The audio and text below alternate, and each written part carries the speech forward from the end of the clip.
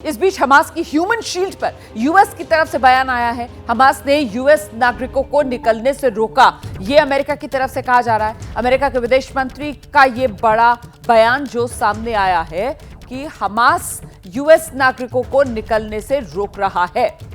Human shield देखिए किस तरीके से वो ढाल जो हमास ने अपने लिए तैयार की है, जिसमें आम फिलिस्तीनी से लेकर ये तमाम बंधक तक जो हमास ने अब तक बना रखे हैं। हम सीधे आपको लेकर चलते हैं वॉर जोन तेल अवीव से। हमारे सहयोगी आशीष सिंह इस वक्त मौजूद हैं और जरा जानते हैं आशीष से कि अब क्या लग रहा है, ये जो पूरा का पूरा मामला है वो किस दिशा में बढ़ता हुआ नजर आ रहा है और आखिरकार कब तक ग्राउंड ऑपरेशंस, जिनको लेकर अभी अभिषेक उपाध्याय बता रहे थे कि वाकई में कहना मुश्किल है कि कब इजरायल की तरफ से ग्राउंड ऑपरेशंस को लेकर हरी झंडी दिखाई जाती है और उसकी तरफ कदम आगे बढ़ाया जाता है, तो आखिरकार नजर इजरायल की कहां है आशीष?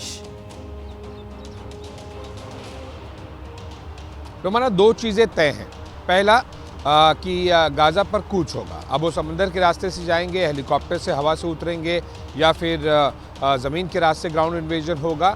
ये इजरायली डिफेंस फोर्सेस स्ट्रेटजी बना रही होंगी या फिर बना चुकी होंगी।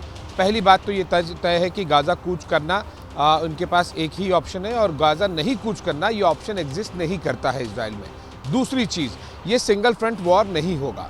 ये भले ही 1.5 या फिर 2 या 2.5 फ्रंट का वॉर होगा, लेकिन ये होगा ज़रूर एक फ्रंट से ज़्यादा का। हिजबुल्लाह ने भी अपने फ्रंट खोले हैं और इजरायली डिफेंस फोर्सेस को लगता है कि इजराइल के अंदर से भी, चाहे वो आप रमल्ला की बात कीजिए या फिर उसके आसपास के वेस्ट बैंक के इलाके की बात कीजिए, वहाँ से भी उन्हें बहुत ज़्यादा रेजिस्टेंस, इंटरनल रेजिस्टेंस जिसे कहते हैं, वो भी मिलेगा। तो उस फ्रंट को भी लेकर काफ़ी कुछ कार्रवाई की जा रही है। इनफैक्ट आज सुबह ही वेस्ट बैंक से कुछ लोगों को अरेस्ट किया गया, वहाँ पर गन बैटल भी हुई है। तो ये दो चीज़ें तो तय हैं। आगे किस तरह से स्टेप बढ़ रहे हैं, देखिए संकेत सारे साफ दिख रहे हैं कि किस तरह से इजरायली डिफेंस फोर्सेस उस फाइनल स्टेप के लिए हर एक चीज़ की तैयारी कर रही हैं। और यही चीज़ जो इजरायली डिफेंस फोर्सेस की तरफ से तैयारी कर रही है, ये इस बात की तरफ साफ इशारा कर रहा है कि ये गाज़ा पर कूच होगा। लेकिन बहुत सारे फैक्टर्स हैं और वो वेरिएबल फैक्टर्स हैं, वो कोई कांस्टेंट फैक्टर्स नहीं है।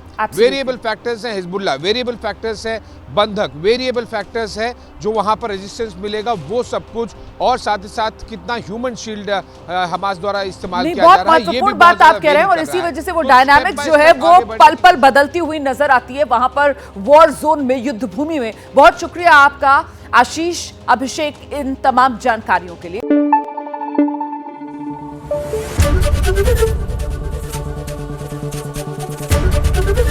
एबीपी न्यूज आपको रखे आगे।